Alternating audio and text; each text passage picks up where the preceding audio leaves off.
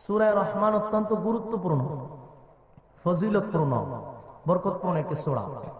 সূরার মধ্যে অসংখ্য অগণিত নিয়ামতের কথা আছে। কোন কোন তাফসীরকাররা বলেছেন প্রায় 31 প্রকার নিয়ামতের কথা আল্লাহ এই সূরার মধ্যে বলছেন। কিন্তু আমরা বলি নিয়ামত শুধু 31 প্রকার নয়, নিয়ামতের কোনো সীমা নাই। নিয়ামতের কোনো সীমা নেই। নিয়ামতের আলোচনা যদি শুনতে চান তাহলে নিয়ামতটা আমরা দুই ভাগে ভাগ করব। একটা প্রথমত নিয়ামত দুই প্রকার। কয় প্রকার? আল্লাহর রাস্তে আপনার একটা আওয়াজ দিবেন, ঠিক বেঠিক, হ্যাঁ না, সুবহানাল্লাহ, আল্লাহু আকবার বলতে পারবেন? আপনারা যত জোর আওয়াজ দিবেন তত আমার ওয়াজের আওয়াজও বাড়বে। আপনারা যত নরমাল থাকবেন বক্তাও নরমাল। এটা হলো ওয়াজের সিস্টেম। পাবলিক যত সচেতন বক্তার ওয়াজও তত সচেতন। এটার গুরুস্থান বানাইবেন না। সম্মানিত সুধী, নিয়ামত প্রথমত দুই প্রকার। দুনিয়ার নিয়ামত একটা, আর একটা হলো পরকালের নিয়ামত। নিয়ামত কয় প্রকার? একটা পরকালের, একটা দুনিয়া। শর্টকাটে বলি, সংক্ষিপ্ত ভাবে, দুনিয়ার যে নিয়ামতটা এটা কিন্তু আল্লাহ দুনিয়ার সবাইরে দেয়, সবাইরে দেয়। আল্লাহ মানলেও দেয়, আল্লাহ না মানলেও দেয়। আস্তিকরেও দেয়, নাস্তিকরেও দেয়, ইহুদিরও দেয়, খ্রিস্টানরাও দেয়। কেন? কেনটা একটু পড়ে। আর পরকালের যে নিয়ামত এটা সবার জন্য না। পরকালের নিয়ামত শুধু মাত্র কেবল মাত্র মুমিনের জন্য। তাহলে দুনিয়ার নিয়ামত সবার জন্য আর পরকালের নিয়ামত শুধু মুমিনের জন্য।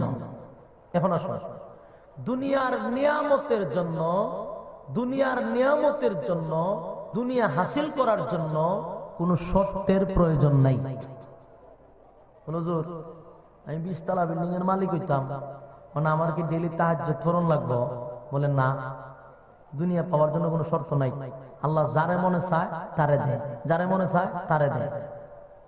যদি শর্তই লাগতো তাহলে ইহুদি খ্রিস্টানরা জীবনে আর গাড়ি বাড়ির মালিক হইতে পারতো না, মানে এরা তো মানেই না। এই জন্য দুনিয়া পাওয়ার জন্য কোনো শর্ত নাই, কিন্তু পরকাল পাওয়ার জন্য শর্ত আছে। আপনারা আমার মাত বুঝুননি? তাহলে জোরে আওয়াজ দিবেন। দেখেন, পরকালের নিয়ামত সবার জন্য না, শুধু মুমিনের জন্য। তাও আবার শর্ত আছে। দুনিয়ার নিয়ামত সবার জন্য, তারপরে কোনো শর্ত নেই। এখন আসুন, পরকালের নিয়ামত শুধু মুমিনের জন্য কেন, আর পরকালের নিয়ামত শুধু মুমিনের জন্য কেন, আর দুনিয়ার নিয়ামত সবার জন্য কেন?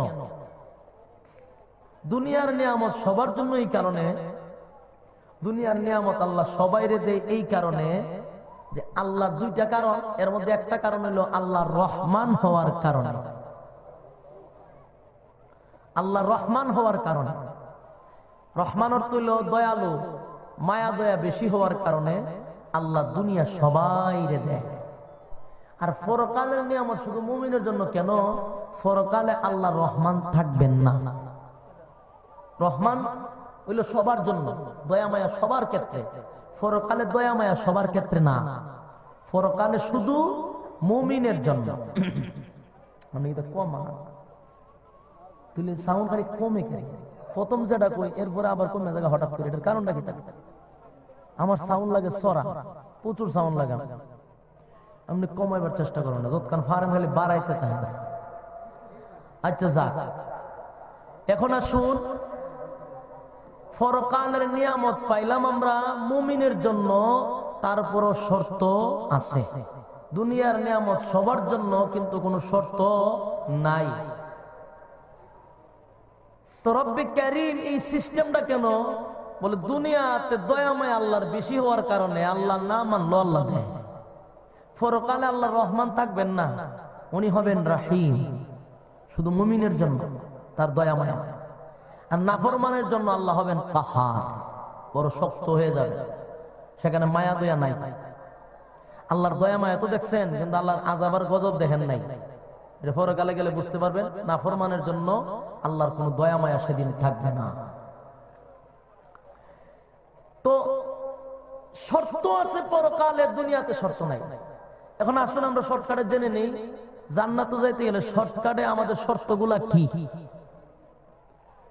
এক নাম্বার হলো শর্ত, আল্লাহকে এক আল্লাহ বলে বিশ্বাস করতে হবে। আল্লাহর সাথে কাউকে শরীক করা যাবে না। উনি এক, ওনার কোনো শরীক নেই। এটা ঈমানের সহিত বিশ্বাস করতে হবে। আর মুহাম্মদুর রাসূলুল্লাহ সাল্লাল্লাহু আলাইহি ওয়াসাল্লাম হলেন আল্লাহর বান্দা এবং রাসূল। বান্দা এবং রাসূল। তাইলে বুঝতে হবে এই জিনিসটা যাদের ভিতরে ইয়াকিন বিশ্বাস আছে, এটা হলো জান্নাতে যাওয়ার এক নম্বর শর্ত। ঈমান থাকতেই হবে। দুই নম্বর হলো আল্লাহর আইন মানতে হবে, আল্লাহর হুকুম মানতে হবে, রাসূলের তরিকা অনুযায়ী জিন্দেগি চালাইতে হবে। তো আল্লাহর হুকুমও লাগবে, রাসূলের তরিকাও। আল্লাহ ছাড়া কারো কাছে চাওয়া যাবে না। আল্লাহ ছাড়া কারো কাছে চাওয়া যাবে না। আল্লাহ ব্যতীত কারো সামনে সেজদা দেওয়া যাবে না। এটা যেমন আসতে কইলেন, সেজদার মালিক কে?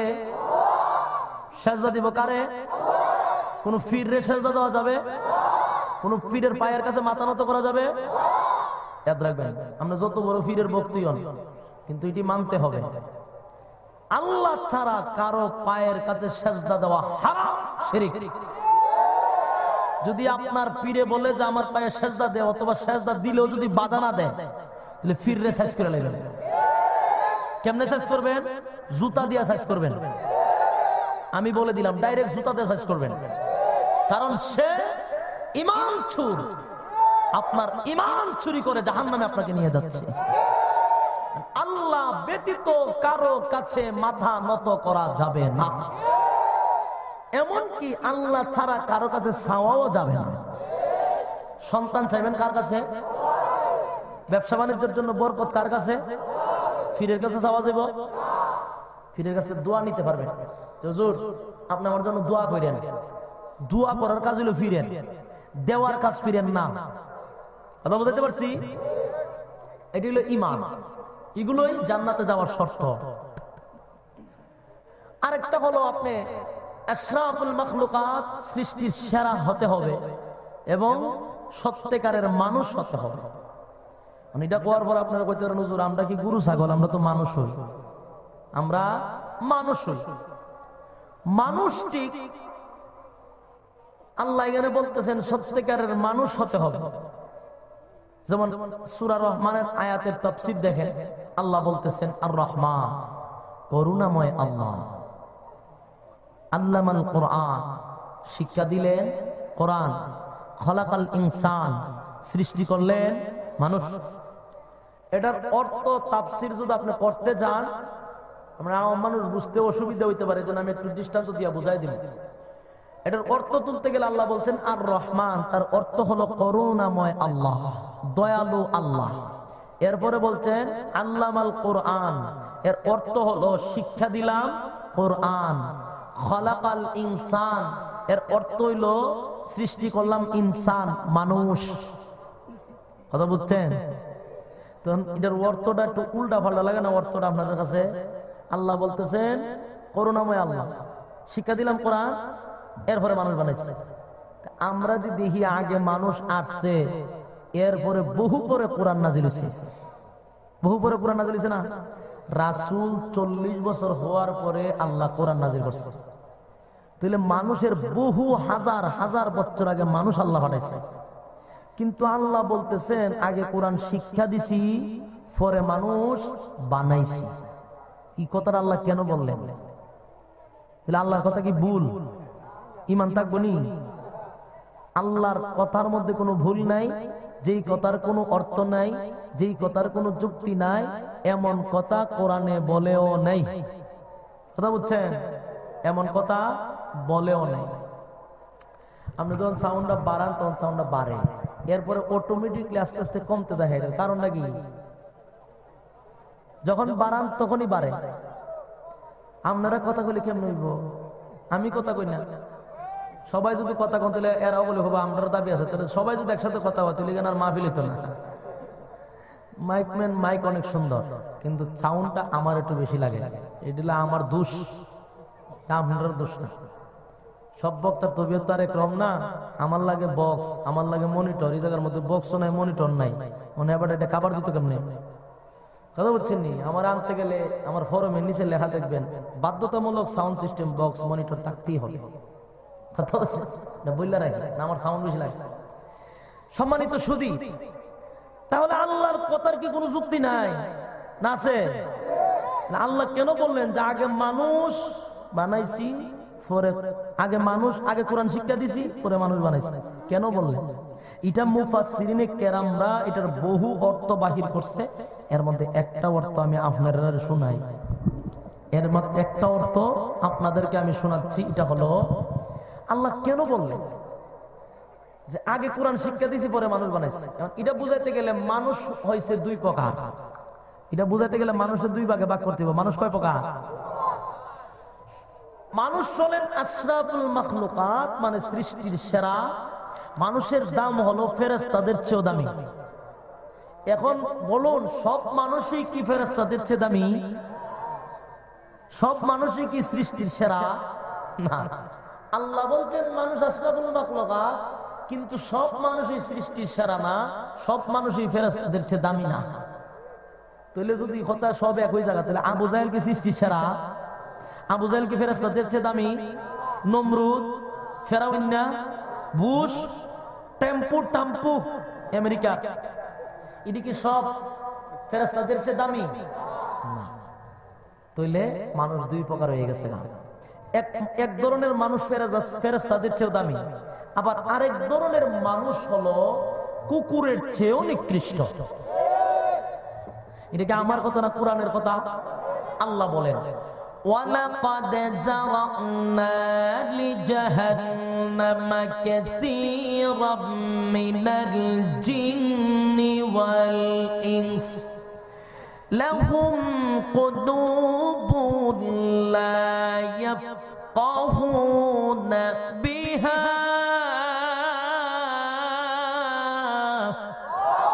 وَلَهُمْ أَعْيُنٌ لَا يُبْصِرُونَ بِهَا وَلَهُمْ آذَانٌ لَا يَسْمَعُونَ بِهَا أُولَئِكَ كَالْأَنْعَامِ بَلْ هُمْ أضل أولئك هم الغافلون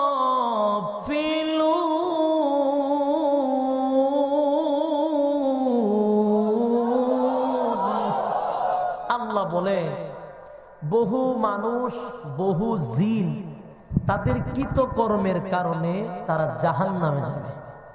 তাদের কৃতকর্মের কারণে জাহান্নামে যাবে। তারা কারা? লাহুম কুলুবুন লা ইয়াফকাহুনা বিহা ওয়া লাহুম আ'য়ুনুন লা ইউবসিরুনা বিহা ওয়া লাহুম আযানুন লা ইয়াসমাউনা বিহা। যাদেরকে আমি আল্লাহ চক্ষু দিয়েছিলাম দেখার জন্য, যাদেরকে আমি কান দিয়েছিলাম শোনার জন্য, কিন্তু তারা আমার চক্ষু দিয়া তামাম পৃথিবী দেখছে, আমার সৃষ্টি জগৎ দেখছে, কিন্তু দেখার মধ্যে আমি আল্লাহরে পাই নাই। তারা এই চক্ষু দিয়া রূপবানের নাচ দেখছে, মমতাজের নাচ দেখছে, অশ্লীল ছবি দেখছে। আর কান দিছিলাম আমি শোনার জন্য, কোরআন শুনতো, ভালো ভালো কথা শুনতো, কিন্তু এই কান দিয়া ইয়ারফোন ঢুকাইয়া সারাটা জীবন খালি মাইকেল জ্যাকসনের গান শুনছে আর আয়েক বাচ্চুর গান শুনছে। তো আর অন্তর যে দিছিলাম আমি আমার নিয়ে বাবার জন্য, অন্তর দিয়ে আমার বাব্য দূরের কথা, হে ঘুমায়া ঘুমায় আর প্রেমিকা এর লাভার লইয়া লিয়া বাবে কালকা কোনানো দেখা করন যা, কোন ফার্কো দেখা করলে বালিব, নাহলে স্কুলে দেখা করো, না কলেজের ছাদের উপরে, না কলেজের লেফটিনের সিফা, ইটা নিয়ে হে ঘুমায় ঘুমায় ভাবে। আল্লাহ কয় ইতার লাগে বুঝি তোর আমি দিছিলাম এই অন্তর, সুরারা তোর বুঝি তার লাগে দিছিলাম। আল্লাহ বলেন এটি মানুষই না। যাদেরকে নিয়ামত দেওয়ার পরে নিয়ামত কাজে লাগাইছে না, এটি কোনো মানুষই না, এটি হইল উলাইকা কাল আনআম। এরপরের অংশ আল্লাহ বলেন বালহুম আদাল, চতুষ্পদ জানোয়ার, বালহুম আদাল, এর থেকে নিকৃষ্ট। তাহলে এখন ভাই চিনি মানুষ কয় প্রকার? এক ধরনের মানুষ ফেরেশতাদের চেয়েও দামি, আর এক ধরনের মানুষ হইল কুকুরের চেয়েও নিকৃষ্ট। এখন বুঝছেন এ ভাই? তাহলে মানুষ হইল দুই প্রকার, একটা হইল ফেরেশতাদের চেয়ে দামি, আর একটা হইল কুকুরের চেয়ে নিকৃষ্ট। ওই আল্লাহ বলছেন আল্লামাল কোরআন, শিক্ষা দিলাম কোরআন। তার মানে হলো সব মানুষই আমি আল্লাহর দরবারে মানুষ না, সব মানুষই ফেরেশতাদের চেয়ে দামি না। যারা আল্লামাল কোরআন, যারা কোরআনের শিক্ষায় মানুষ হয়েছে, এরাই হলো আমি আল্লাহর আদালতের মানুষ। কখন বুঝছেন? কখন শুনেন? মানে আপনারা কবেন হুজুর তাহলে কোরআন শিক্ষা মানুষ হইতিব, তা আমরা যারা কোরআন পড়ছি না, আমরা কি মানুষ না গরু ছাগল? আপনার মানুষ হইতে গেলে আপনার কোরআন শরীফ যে পুরাটা মুখস্থ করানো লাগবে এমন কথা না, আপনার যে দাওরা ভাস করানো লাগবে এমন না। কোরআনের আইন মানাটা, কোরআনের হুকুম মানা, আল্লাহ রাসূলের তরিকা মানা, কোরআনের কিছু জরুরি এলেম ভিতরে ঢুকানো, এটাই হলো কোরআনের শিক্ষায় মানুষ, এটাই হলো শ্রেষ্ঠ মানুষ। এই মানুষের দামি আল্লাহর আদালতের মানুষ। কথা বুঝছেন? তাহলে মানুষ পেলাম কয় প্রকার?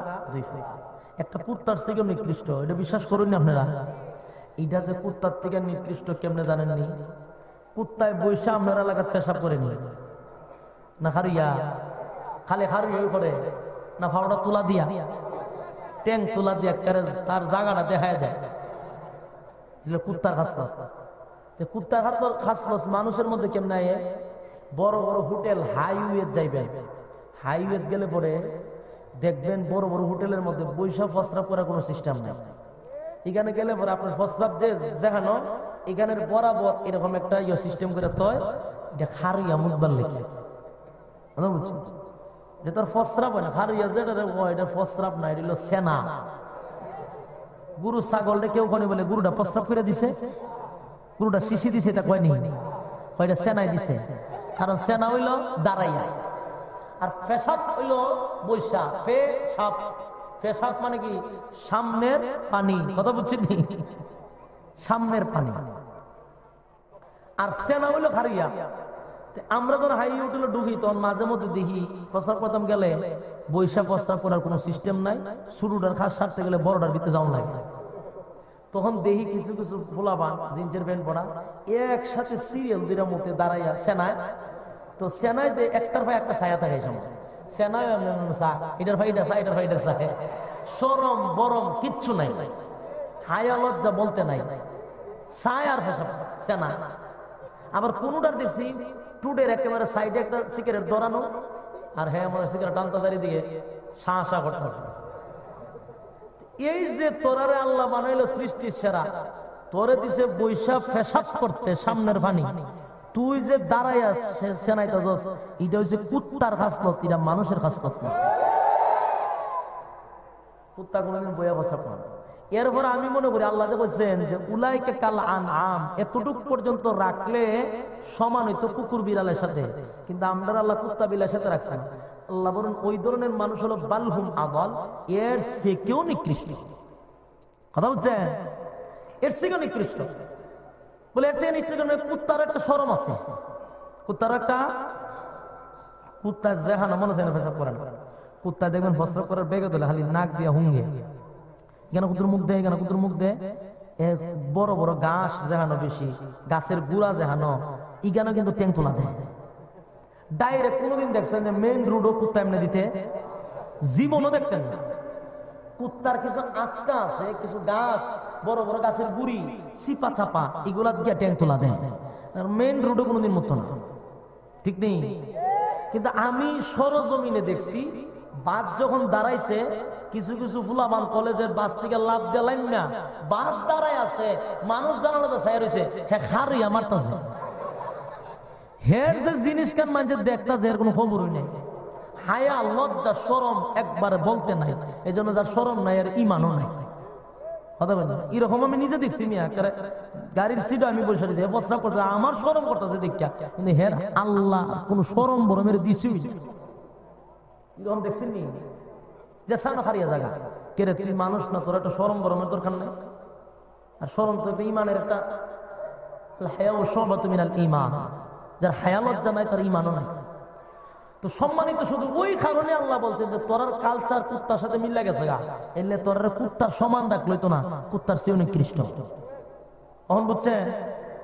এখন আসুন তাহলে সত্যিকারের মানুষ হইতে পারলে, কোরআনের শিক্ষায় মানুষ হইতে পারলে আপনার উপকারিতা কি? আল্লাহ বলেন ওই সমস্ত মানুষ হলো আমি আল্লাহর আদালতের মানুষ, এরা হইল গুণগত মানুষ।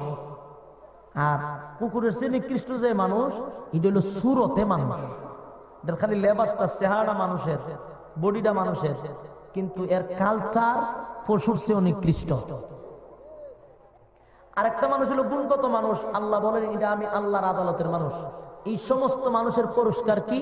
আল্লাহ বলেন তোদের জন্যই পরকালের নিয়ামত, আর পরকালে গেলে পরে অনন্তকালের নিয়ামত তোদের জন্য আমি আল্লাহ লিখে রাখছি, দরখাস্ত দিয়ে একেবারে সই করে রাখছে, আপনার নাম লিখে রেখে দিচ্ছে, শুরু আছে শেষ নাই। সুবহানাল্লাহ।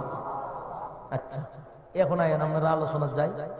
আল্লাহ বলছেন যে দুনিয়ার নিয়ামত সবার জন্য, পরকালের নিয়ামত শুধু মুমিনের জন্য। দুনিয়ার যে নিয়ামত দিছে আল্লাহ, এলে কি আপনি যা চাইবেন একটা হকতি পাই লিবেন? দুনিয়ার যা চাই তাকে পাওয়া যায়? আওয়াজ দিন না তো। দুনিয়া সবার জন্য ঠিক আছে, কিন্তু আপনি যা চাইবেন আপনার এখানে মনের ইয়েটা শুদ্ধ আল্লাহ দিয়া দিব না, মনটা না সব চাই যদি পাওয়া যেত। বাঙালি মানুষ যে চালাক, বাপরে বাপ, এরা কিতা চাইলে জানেননি যে আল্লাহ সর্বপ্রথম ছায়া যদি ফাইয়া লইতো, আল্লাহ তুমি একটা কাজ করে আমার প্রথম মরণটা দিও না। কথা বল, ছায়া যদি সবই ফাইয়া লাগান যেত, তাহলে আর কিচ্ছু চান আর না চান, সর্বপ্রথম চাই লইলে আল্লাহ তুমি মরণ দিও না। কথা বল না দিই। একটা মানুষের যদি মরণ না থাকে, এই মানুষটারে পুলিশ, আর্মি, বিডিআর দিয়া হেরে কন্ট্রোল রাখুন যাব। এর মরণ নাই, এর রাস্তার সাইডে তো জীবন হাঁটতো না, এ হাঁটবো রাস্তার মাঝখান দিয়া, পিছেদার টাক বাস হরণ দিব, ভাই ভাই আপনি সাইড মাস্টার রাস্তাতে আড়েন কেন? কইব তোর মন চাইলে আমার উফরে দলিয়া যা, তো আমি সাইডে যেতাম না, কারণ এর মরণ নাই। গেল একটা। দুই নম্বর হইল পুলিশ যায় যদি বলে তোর ফায়ার করো মহন সরে দেখিয়া, কইব তোর পিস্তলের যত গুলি আছে সব সাইডে যায়, ফায়ার করতে থাক, তোর ফায়ার যখন শেষ হইব এই পিস্তল দিয়ে তোর বাইরে ঠিক কিনা? মানে মরণ নাই। এর লেগে এই জিনিসগুলো চাইলে দুনিয়াতে পাওয়া যাবে না। দুই নম্বর কি চাইবেন কোন আল্লাহর কাছে? দুই নম্বর মানুষের চাহিদা হইলো যদি চাইয়া পাওয়া যেত, আল্লাহ তুমি আমরা বুড়া বানায় না, বৃদ্ধ বানায় না। কথা কই না দি? আপনারা কেউ বুড়ো হইতে চান, বৃদ্ধ হইতে চান না? কেন তো আস্তে আস্তে খাওয়া, বৃদ্ধ তো হতে চায় না, এটা তো সেলুনে গেলে দেখুন যা। কথা কই না? সাদা দাড়ি সাদা চুল লইয়া ভিতরে ঢুকে, বাইরে বার সময় খালা হইয়া বাইরে হয়, তাহলে তার উদ্দেশ্য কি? তা সে বুড়ো হইতো চান না, বুড়ো হইতো চান। আল্লাহ হয় তোর খাস বুড়ো হইতে চাস না, কিন্তু দুনিয়ার দোয়া হলো খাস হইতো না, যত বড় আল্লাহ রইলেও কোনো কাম হবে না। তিন নাম্বার মানুষ গাড়ি চায়, বাড়ি চায়, নারী চায়, অট্টালিকা চায়, ক্ষমতা চায়, তাহলে মানুষের চাহিদা। কিন্তু এটি দোয়া করলে হইব? দোয়া করলে আপনি প্রধানমন্ত্রী হতে পারবেন? যদি সব পাওয়া যেত হইল আল্লাহ শেখ হাসিনারে লামাইয়া আমার একটু বয়ে দো, আমি কটা দিন দেশটা চালাই। এরপরে ছায়া বই থাকলে আল্লাহ টেম্পুরে লামাইয়া আমার বয়ে দো, আমেরিকার প্রেসিডেন্ট হয়ে যায়। তাহলে ইতা দোয়া কবুল হইতো না, যায় না। উদি ফাও দোয়া টোয়া করেন না, এটি কবুল হইতো না, চাইলে দুনিয়াতে পাওয়া যাবে না। 4 নাম্বার, আল্লাহ তোমার আবাদত বন্দেগী গরম পরে আগে তোমার দেখে লই। মানুষের চাহিদা আছে না? আল্লাহ এই 4টা জিনিস কিয়ামতের আসরের আজান দিল হাম হইতো না। কথা বল না? তাহলে এটি ফামুকো ওই আল্লাহ বলেন যদি তুমি গুণগত মানুষ হতে পারো, তুমি যদি কোরআনের শিক্ষায় মানুষ হতে পারো, তুমি যদি আমি আল্লাহর আইন মানতে পারো, আমি আল্লাহর হুকুম মানতে পারো, তাহলে প্রথম নম্বর পুরস্কার আল্লাহ বলেন, আরে বান্দা যদি আমি আল্লাহর আইন তুমি মানতে পারো, আমি আল্লাহর হুকুম যদি তুই মানস, বান্দারে এই চারটা জিনিস দুনিয়াতে দোয়া করলে পাওয়া যায় না, চাইলেও পাওয়া যায় না। কিন্তু বান্দা আমি আল্লাহ তোরে ওয়াদা দিলাম, তুই যদি মুমিন হইয়া কবরে আসতে পারস, ইমানটা লইয়া যদি আমি মৌলার কবরে আসতে পারস, তাহলে জান্নাতের ভিতরে এক নাম্বার পুরস্কার তোরে দিব। এক নাম্বার পুরস্কার হলো জান্নাতের ভিতরে ঢোকার পরে আর কোনোদিন মরবি না। আরো জোরে বলেন সুবহানাল্লাহ। এক নাম্বার হলো জান্নাতের ভিতরে ঢুকলে পরে মরণ নাই গো, মরণ নাই, মরণ নাই, মরণ নাই। এটা হলো জান্নাতের এক নাম্বার পুরস্কার। দুই নাম্বারে হলো বান্দারে দুনিয়ার জমিনে তোর চাহিদা হলো তুই কোনোদিন বুড়া হতে চাস নাই, সব সময় নিজের নিজে 24 বছরের যুবক ভাবে, বুড়া হতে চায় না। দাড়ি যদি সাদা হয়ে যায় তারপর খলপ দিয়া খালা করে, আর না হইলে ক্লিন শিপ করে, ফুম শিপ করে। মুখ যদি ভাইকা যায় গাইডারও কটন দিয়া দিয়া খালা করে, তাহলে সে বুড়া হতে চায় না। আল্লাহ বলেন জান্নাতের ভিতরে ঢুকলে পড়ে দুই নাম্বার পুরস্কার হলো মুমিনের জন্য 24 বছরের যুবক আমি আল্লাহ তোরে বানায়া দিব।